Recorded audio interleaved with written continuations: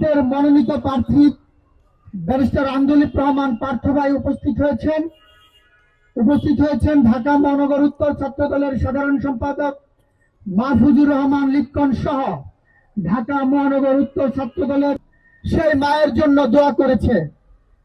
আমরাও বেগম খালেদা জিয়ার একজন সন্তান হিসেবে আমরা এখানে একত্রিত হয়েছি। আমরা আমাদের মায়ের জন্য দোয়া করব।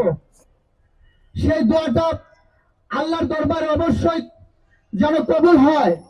যে মানুষটি সারাটি জীবন এই দেশের জন্য, এই দেশের মানুষের জন্য, গণতন্ত্রের জন্য এবং এদেশের মানুষের ঐক্যের জন্য সারাটি জীবন নিজের সকল নির্বিশেষে সকলের প্রিয় মানুষ, যিনি কখনো দেশের স্বার্থে, কখনো কোনো অন্যায়ের সাথে আপোষ করেন নাই।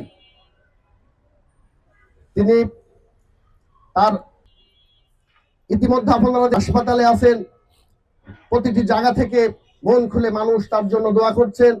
আমরা আজকে এই সন্তানেরা আসরের নামাজ শেষ করেছি, আমরাও তার জন্য মন খুলে দোয়া করব।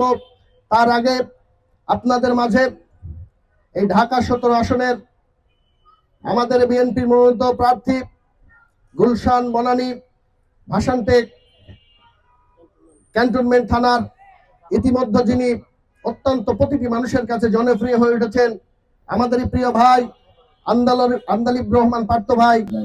এই সুযোগ করে আমার সৌভাগ্য হয়েছিল অনেক কাছ থেকে ওনার সাথে থেকে রাজনীতি করার গত 18 বছর। এর আগে আমার বাবাও যখন ছিলেন ওনার সাথে 2001 সাল থেকে। আমি খুব অল্প করে একটা কথা বলবো, মাগরিবের সময় চলে আসছে, তাহলে আরো বলতাম। নীতির উপরে উঠে গিয়েছে। আজকে ঘরে ঘরে মানুষ ওনার জন্য দোয়া করছে, সে জাতীয়তাবাদী শক্তিতে বিশ্বাস করুক আর না করুক। এই জন্য আল্লাহ তাআলা বলে যে আল্লাহ যখন কারো উপরে রাজি।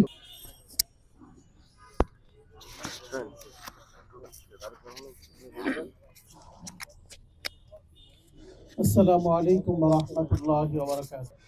একমাত্র বেগম খালেদা জি বজ্রকণ্ঠে বলেছেন, সমস্ত আমিন।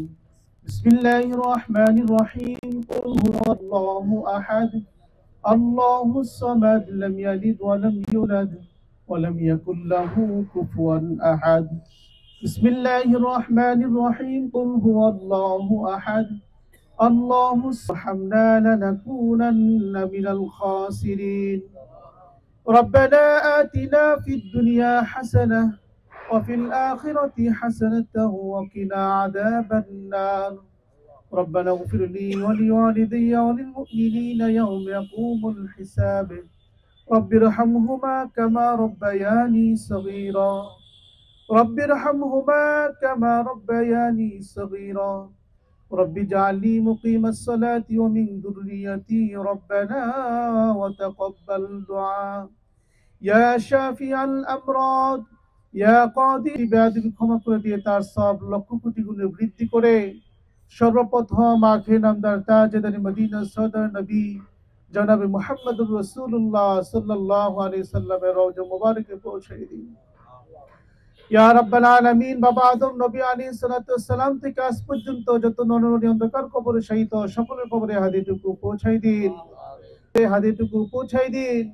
আল্লাহ দুনিয়ায় কোনো অন্যায় অপরাধের কারণে যদি কবরে কোনো প্রকার আযাব হয়, আল্লাহ আপনি মাফ করে দেন।